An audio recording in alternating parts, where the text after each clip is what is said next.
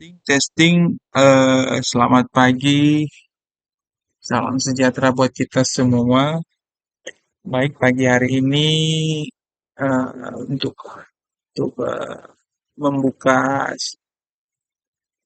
video, saya merasa perlu juga menyampaikan konsep Kanggun ini ke kita semua melalui video. Mungkin teman-teman sudah pernah membaca atau punya file atau punya PDF soal Red Kanggun. Tetapi saya pikir mungkin ini akan menjadi bantuan juga ke teman-teman yang mungkin masih kesulitan dalam memahami belajar menganalisa chart. Saya membuat video ini semata-mata untuk terus menghidupkan analisa chart ala KG, untuk membantu teman-teman kita semua yang sedang juga berjuang di technical analysis. Baik, langsung saja. Ini thread KG, ini aslinya PDF. Eh, ini berpart-part sebenarnya, ada banyak dan ada ribuan halamannya. Tapi kita tidak bahas semuanya itu, kita bahas yang bagian-bagian terpentingnya saja. Kita mulai saja. Ini thread KG itu dimulai di tahun 2008 ya, 28 Februari 2008 jam 3 siang. Baik, kita baca. Assalamualaikum warahmatullahi wabarakatuh. Dengan sedikit memberanikan diri, saya akhirnya memutuskan untuk membuka thread ini. Judulnya Belajar Menganalisa Chart ala KG. Mengapa saya memberi judulnya begini? Bukan apa-apa sih, cuman sekedar membuat menarik saja. Dan supaya nggak ada yang protes. Tapi sejujurnya beginilah cara saya menganalisa selama ini. Belum lama sih dibandingkan para senior trader yang mungkin sedang membaca tulisan Pranuli ini. Oke, ini ada pengumuman KG. Oke, please nanti setelah bahasan ya, oke, kita lanjut saja. Nah, untuk perhatian pembaca dia sampai ini agar Anda dapat mengikuti seluruh materi yang saya bagikan di sini. Bacalah perlahan-lahan setiap postingan secara berurutan dari awal sampai halaman terakhir agar pemahaman Anda juga berjalan berurutan, nggak mencelak-mencelok. Dan seandainya Anda bertanya pun, pertanyaannya jadi bukan hal yang sudah dibahas atau keluar dari jalur materi yang dibahas. Oke, dan jangan dilewatkan pertanyaan yang diajukan teman-teman Anda di sini. Baca juga termasuk jawaban yang saya coba berikan. Karena terkadang ada penjelasan yang tidak saya sampaikan, tapi ada di jawaban yang coba saya berikan. Oke, langsung kita mulai. Oke, kita mulai deh. Menganalisa chart mungkin bagian yang pertama membuat bingung para pemula di forex, termasuk saya di awal menggeluti bisnis ini. Sayalah bisnis, bisnis boy. Yap, bisnis. Saya lebih suka menyebut forex ini sebagai sebuah bisnis.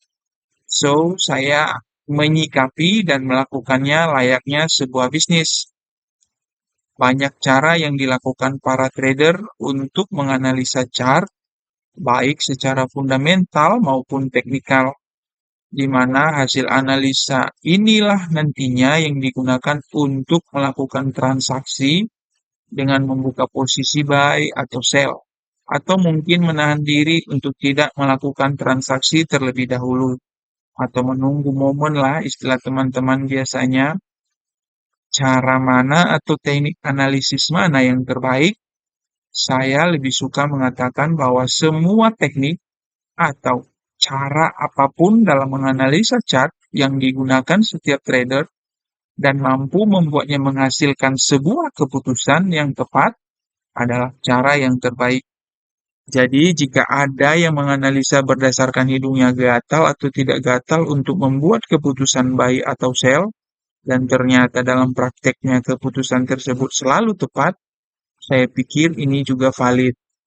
Intinya, semua cara atau teknik menganalisa itu baik, tidak ada yang buruk. Apa cara yang saya gunakan? Saya menggunakan murni technical analysis.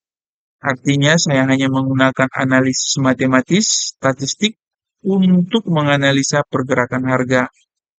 Mengapa?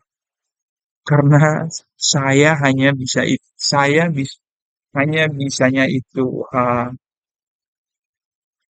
Oke, lanjut ya.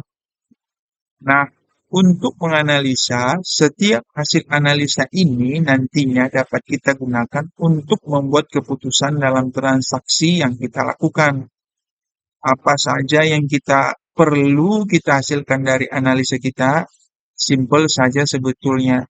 Hanya ada dua data yang perlu kita peroleh dari analisa yang kita lakukan. Apa saja?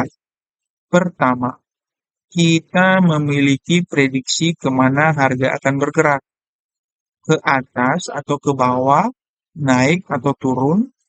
Dan kedua, kita memiliki prediksi sampai di mana harga ini akan bergerak. Saya highlight dulu ini ya, artinya yang kita cari saat kita analisa ini cuma dua ini aja. Kemana, dan kedua, sampai di mana. Up atau down dan batasnya di mana. Oke. Prediksi, ya semua hasilnya hanya prediksi. Karena bagaimanapun juga perlu kita sadari bahwa tidak ada yang tahu kemana harga akan bergerak. Tidak tahu kemana harga akan bergerak. Highlight lagi ya. Dan sampai di mana harga itu akan bergerak. Tetapi hasil analisa kita yang berupa prediksi ini tidak dihasilkan secara sembarangan.